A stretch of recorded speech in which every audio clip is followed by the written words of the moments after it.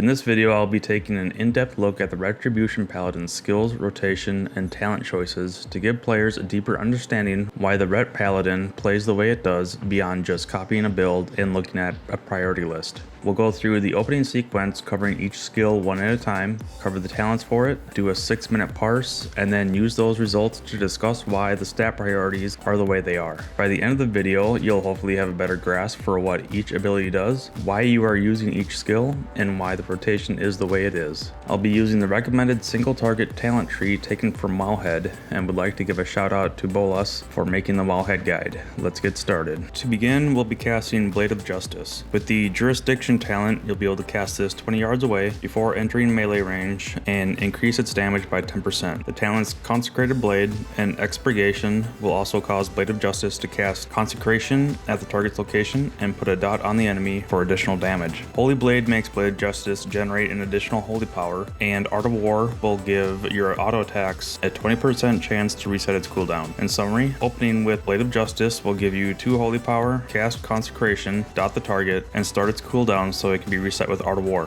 Next in the opening rotation is Judgment. Judgment is another ranged ability with a 30-yard range. Talents associated with Judgment are Greater Judgment that debuffs your target, causing your next holy power spender to do 20% more damage against them. Justification gives a flat 10% damage boost. Seal of Alacrity will reduce its cooldown by 1 second. Swift Justice reduces its cooldown by an additional 2 seconds. Boundless Judgment, which makes Judgment generate an additional holy power. Blades of Light that makes Judgment do holy strike damage, more on that later. And Empyrean Legacy that empowers your next single target holy spender to cast Divine Storm with 25% increased effectiveness. In summary, Judgment will give us 2 more holy power for a total of 4, debuff our target to increase the damage of our next holy power spender, and empower Final Verdict. Next up, we'll cast Avenging Wrath, which is our DPS cooldown, making us do 20% more damage and make it so we can cast Hammer of Wrath at any target regardless of their health. The talent Divine Wrath will give us 3 more seconds of Avenging Wrath, and we'll also grab the Avenging Wrath Might talent for additional 20% crit chance. Now we'll use Execution Sentence, which causes a hammer to slowly fall on the target. With the talent Executioner's Will, we have a 12-second window to do as much damage as possible, since Execution Sentence will hit for 30% of the damage you do within that window. So now that we're inside the Execution Sentence window, let's get some big damage going and hit them with Hammer of Wrath, since it is castable while we have Avenging Wrath up. The talents that boost Hammer of Wrath are Vengeful Wrath that makes it a guaranteed crit, Adjudication that makes your Hammer of Wrath crits spawn a blessed hammer that spirals around you, which will always happen since we have Vengeful Wrath. Blades of Light will make Hammer of Wrath do holy strike damage, and Vanguard's Momentum gives you 2 charges of Hammer of Wrath and generates an extra holy power if the target is below 20%. At this point, we'll now have 5 holy power built up from Blade of Justice, Judgment, and Hammer of Wrath, so let's spend it. Templar's Verdict will be changed with the talent Final Verdict, which has increased damage and gives it a 15% chance to reset Hammer of Wrath and make it castable at any time. And the talent Jurisdiction will give Final Verdict a 20-yard range, which can be really handy in fights where you are moving around a lot. We'll now be at 1 holy power, so we can use Wake of Ashes without overcapping any holy power charges. We'll take both talents for Wake of Ashes, Seething Flames and Truth's Wake, which will cause Wake of Ashes to do 2 extra hits, cause less damage to secondary targets, and put a dot on the target. Since Wake of Ashes gives us 3 holy power, we'll be back at 5 charges, so let's spend them again with another Final Verdict. Now that we have some room to generate holy power, we'll use Divine Toll, which hits up to 5 nearby targets with Judgment, and with the Divine Residence talent, it will cast another Judgment every 5 seconds for 15 seconds. Keep in mind that Divine Toll will debuff your targets from the Greater Judgment talent, so don't let it go to waste if you can help it. And Divine Toll will also generate holy power for every target hit, so if you hit 5 enemies, you'll max out your holy power. At this point, we're done with the opener, and we'll switch to the rotation priority list, which is Avenging Wrath on cooldown, Execution Sentence, Final Verdict if you're at 5 holy power, Wake of Ashes, Divine Toll, Hammer of Wrath, Templar Slash if it's about to expire, Blade of Justice, Judgment, Templar Strike, and Templar Slash. The one skill I didn't cover in the opening sequence is Templar Strikes. This talent replaces Crusader Strike as your filler ability. If you're new to Ret, it's important to note that this is a 2-part ability. You'll see the icon for the ability light up and change to Templar Slash when you use it. This means you're inside a 4-second window to use the ability again for increased damage and a guaranteed crit. Now let's quickly go over some of the talents we haven't covered yet.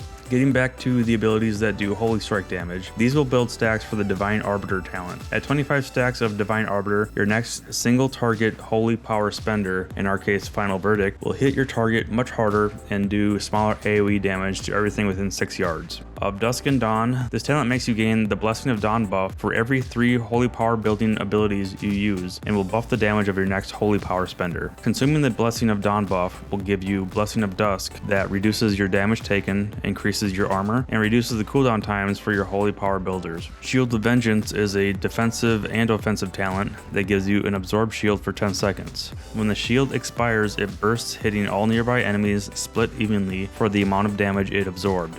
Alright, let's fast forward through a 6-minute demonstration and look at the results. Final Verdict made up 1/5 of my total damage, followed by Hammer of Wrath and Execution Sentence, making up just over another 1/5 of my damage. If you're doing your own parse and wondering why Wake of Ashes is only making up a small percentage of damage, that's because Details splits up Wake of Ashes into each individual hit and the dot. Adding up those 4, Wake of Ashes made up 9% of my damage, so about 50% of the damage done was from those 4 abilities. Another thing to highlight is Templar Strikes and Templar Slash. Templar Slash did almost twice the damage of Templar Strike, so you don't want to miss out on the second use of the ability in the 4-second window. Now that we have those results, we can better understand stat priorities.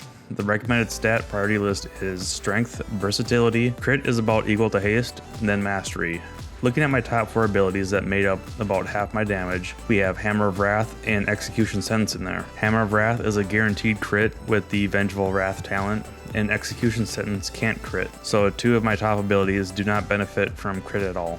For haste, Blade of Justice, Templar Strike, Judgment, and Hammer of Wrath cooldowns will be shortened by haste, which is great, but at some point your haste level will be high enough that you'll always have an ability up that you can use, and haste, while still useful, will have diminishing returns, where your global cooldown will be your limitation and not necessarily the cooldowns of your abilities. Once you get a good feel for the rotation and it is smooth for you, then you'll probably want to look at other stats. Looking at Mastery, it will increase the amount of holy damage you do, which is great since pretty much all of our abilities can do holy damage, but it will become less useful as you pick up items like trinkets or the ring from Scarra Vaults that doesn't do holy damage. That leaves Versatility at the top of the list.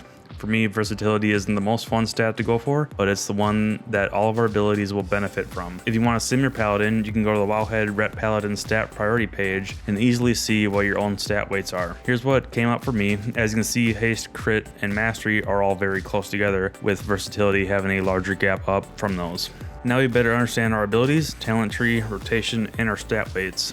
Here are some additional tips to follow before we wrap things up. Number 1, don't waste holy power. If you're at 5 holy power, spend it. Since all of our abilities have cooldowns, if you can safely use a holy power builder without overcapping, use them so you can get the timers rolling. On the flip side, you also don't want to wait for a builder to come off cooldown if you can use your spender.